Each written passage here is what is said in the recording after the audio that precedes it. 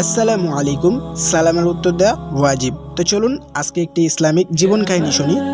প্রিয় সাহাবী হযরত ওমর রাদিয়াল্লাহু আনহু এর ইসলাম গ্রহণের হৃদয়স্পর্শী ঘটনা। কঠোর হৃদয়ের মানুষ ছিলেন একসময় হযরত ওমর রাদিয়াল্লাহু আনহু। একসময় মক্কা নগরীতে একজন শক্তিশালী ও প্রভাবশালী মানুষ ছিলেন হযরত ওমর রাদিয়াল্লাহু। সাহাবী অর্থ যারা হযরত মুহাম্মদ সাল্লাল্লাহু আলাইহি ওয়াসাল্লাম তাকে দেখেছেন বা তার উপর ঈমান এনেছেন, সরাসরি তাকে দেখেছেন, তাদেরকে মূলত সাহাবী বলে।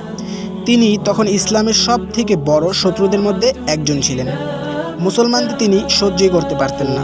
একদিন তিনি রাগে ফেটে পড়লেন এবং সিদ্ধান্ত নিলেন আজই তিনি নবী সাল্লাল্লাহু আলাইহি ওয়াসাল্লামকে হত্যা করবেন।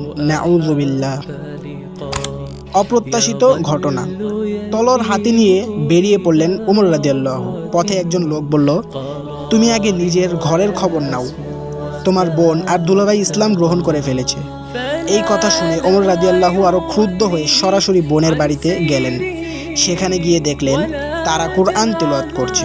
তিনি রেগে গিয়ে বোনকে আঘাত করলেন, কিন্তু বোনের দৃঢ়তা দেখে তিনি থেমে গেলেন। তারপর বললেন, তোমরা যা পড়ছিলে তা আমাকেও শোনাও। কুরআনের প্রভাব।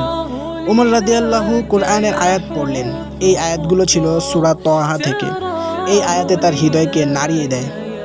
এক মুহূর্তে তার কঠিন মন নরম হয়ে গেল।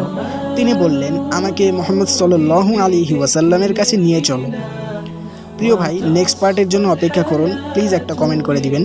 ইনশাআল্লাহ আবার আপনাদের সাথে গল্পের শুরু হবে।